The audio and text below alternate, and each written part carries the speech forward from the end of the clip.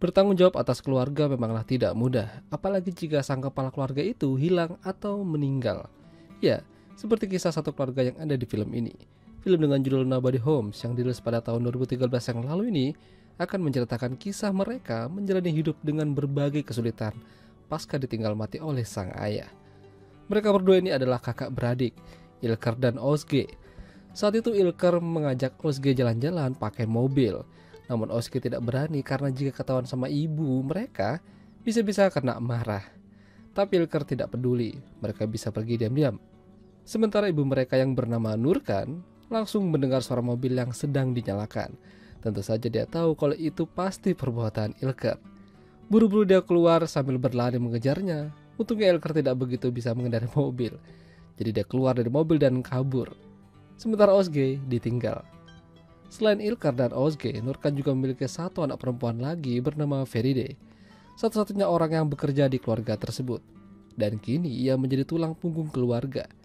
Ya, semenjak ayah mereka meninggal, Feride harus membiayai dan menjadi kepala keluarga dadakan. Tentu saja, itu bukanlah hal yang mudah. Belum lagi ibunya yang hampir terus-terusan ngomel dan menelponnya untuk segera pulang dan belanja bahan makanan. Jadi, Feride harus sabar dan tidak bisa lagi ngumpul bareng teman-teman kantornya saat pulang kerja. Kesulitan ekonomi dan Ilker yang terus berbuat onar membuat Nurkan berpikir untuk menjual mobil peninggalan suaminya. Beruntung, malam itu teman kantor Feride yang bernama Gulaga bersedia membantunya menjualkan mobil tersebut. Tentu saja Nurkan berterima kasih padanya. Tapi pada saat Gulaga akan membawa mobil tersebut, tiba-tiba dicegat oleh Ilker. Dia mengira kalau Gulaga akan mencuri mobilnya. Namun begitu dijelaskan, Ilker langsung kesal dan marah pada ibunya. Mengapa dia menjual mobil tersebut? Itu adalah warisan dari ayahnya. Dia juga berhak atas mobil tersebut. Perdebatan itu membuat satu rumah menjadi kacau. Ibunya menangis karena tidak tahan kalau terus-terusan begini. Alhasil, Ilker pergi dari rumah dan menginap sementara di rumah temannya. Udah gitu pas waktunya berangkat sekolah, Ilker susah dibangunin. Lalu teman yang bernama Halil membiarkannya dan meninggalkannya di sana. Sementara Feride yang lagi sibuk kerja lagi-lagi ditelepon ibunya yang meminta dipanggilkan tukang ledeng karena wastafel di rumah lagi mampet.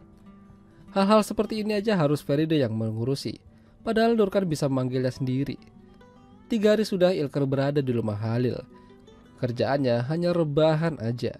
Seperti biasa Halil sudah berangkat ke sekolah, dia masih di kamar. Ia merasa lapar dan ingin mencari makanan. Namun kala itu dia melihat ibunya Halil lagi bersih-bersih rumah. Entah setan apa yang merasukinya, Ilker dengan cepat menyergapnya dari belakang. Untungnya tidak sampai kebobolan, karena mamanya Halil terus berontak. Hubungan Nurcan dan anak-anaknya memanglah tidak pernah akur lagi semenjak suaminya tiada. Bahkan saat Ozge memberikan hadiah ulang tahun padanya, dia tidak begitu suka. Padahal itu adalah hasil karyanya sendiri. Tidak sampai di situ. Padahal malam itu Feride dan ibunya sudah janji kalau mereka akan merayakan ulang tahunnya dengan makan malam di restoran. Namun nyatanya Nurkan berubah pikiran. Entah mengapa dia tiba-tiba membatalkan rencananya. Tentu saja Feride kecewa. Dia dan Ozge sudah dandan bagus-bagus, ujung-ujungnya makan oseng kangkung di rumah aja. Ya, meskipun begitu Feride tidak pernah membenci ibunya. Dia akan terus berusaha menjaga dan bersama ibunya. Mungkin Feride harus kuat mental jika ingin bertahan. Tidak hanya ibunya, terkadang Ilker juga suka berbuat onar. Saat itu Ilker minta uang namun tidak diberikan. Jadi Ilker dengan paksa mengobrak-abrik isi dompetnya lalu pergi. Entah apa yang ada di pikiran anak itu. Ya, selama ditinggal oleh ayahnya, Ilker juga bertingkah semaunya. Setelah membuat kakaknya kesal, Ilker lalu pergi ke rumah Hilal lagi. Namun saat itu ibunya mengatakan kalau Hilal tidak ada di rumah. Jadi ya udahlah, itu adalah kesempatan emas baginya. Ya, di sini udah bisa ketebak kalau Ilker melanjutkan apa yang harus ia selesaikan tempo hari. Permantapan. Lucunya lagi, ibunya Hilal juga tidak marah dan enjoy aja. Sementara Ilker lagi beraksi, Feride di rumah bersama ibunya dan Gulaga sedang membantu memperbaiki saluran wastafel yang lagi mampet. Ya, sepertinya orang ini bisa apa aja. Mungkin dia ada maunya. Dan dari tatapannya aja, Gulaga seperti menyukai Feride. Ilker yang sudah puas menyelesaikan pekerjaannya mungkin merasa lega namun juga merasa bersalah. Dia pergi menemui neneknya dengan muka yang kusut. Satu-satunya orang yang tidak memiliki musuh dan mungkin tidak memiliki masalah dengan keluarga. Neneknya Ilker tahu kalau di rumahnya sedang tidak baik-baik aja. Semenjak kehilangan sang ayah, Ilker menjadi satu-satunya laki-laki di keluarga mereka. Selain Feride, Ilker juga harus bisa membantu mereka. Ilker bukan lagi anak kecil. Neneknya berharap Ilker bisa menjadi laki-laki dan anak yang bisa diandalkan. Meskipun itu sulit, namun dia harus mencoba dan berusaha. Beberapa minggu kemudian, sekolah Osge mengadakan pagelaran tari. Semua orang tua diharapkan hadir untuk melihat anak-anak mereka melakukan perform. Namun, kendala lagi-lagi muncul. Feride saat itu tidak bisa hadir karena ada meeting dadakan dari atasannya. Jadi dia minta ibunya untuk berangkat sendirian aja. Tapi, ibunya berdalih kalau dia tidak tahu jalan. Bis yang mana yang harus ia naiki.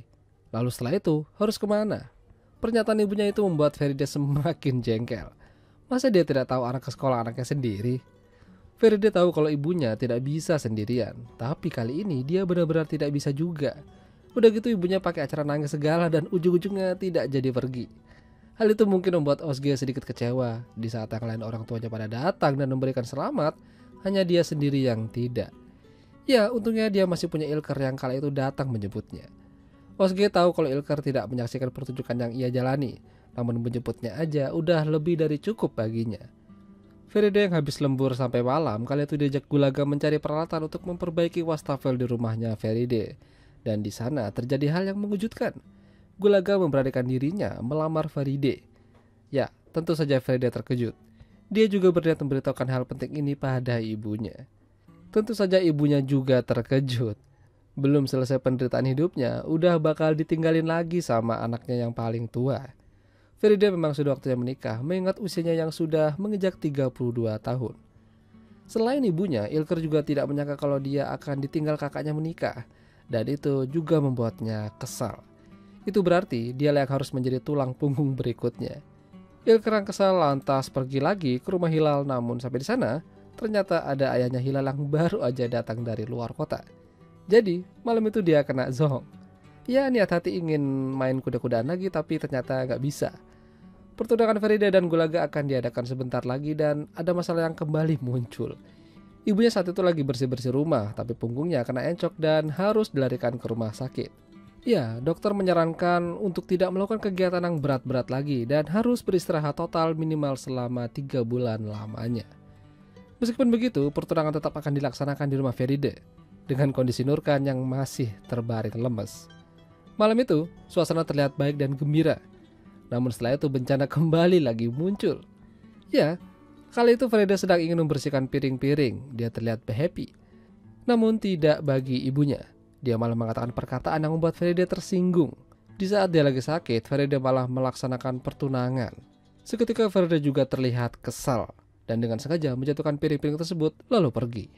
Ya, Nurkan mungkin membuat kesalahan dan menjadi masalah bagi Feride. Namun dia ingin memperbaiki hal tersebut. Niatnya ingin pergi sendirian ke kantornya Feride. Ya, mungkin untuk memberikan kejutan. Tapi sayang di tengah-tengah jalan dia diseruduk pesepeda. Hasilnya, Nurkan lagi-lagi dilarikan ke rumah sakit. Feride diinfokan kalau ibunya masuk rumah sakit lagi. Karena tidak bisa keluar kantor, jadi dia minta tolong sama Ilker untuk menjemput ibunya. Namun, Ilker tidak mau dan malah tidak peduli. Beruntung ada Gulaga yang datang ke sana dan membantu ibunya Feride untuk pulang. Feride yang pulang duluan lantas kesal dengan adiknya tersebut. Bukan membantunya, dia malah semakin menambah beban. Feride hanya ingin adiknya itu mengerti kalau dia itu akan menikah dan akan meninggalkan mereka. Tidak sepenuhnya sih, tapi dia akan punya kehidupan sendiri. Dan orang yang bisa diandalkan nantinya adalah Ilker. Ya, sampai pada akhirnya Ilker mulai mengerti dan mulai menunjukkan sikap yang lebih dewasa. Sementara Nurkan, meskipun dia tidak rela harus melepaskan salah satu anaknya, setidaknya dia tahu kalau hidup harus terus berjalan. Dan pada akhirnya nanti, Ilker dan Osge juga akan demikian. Itulah tadi alur cerita film Nobody's Home. Jika kalian suka dengan video ini, jangan lupa untuk tinggalkan like dan sampai jumpa.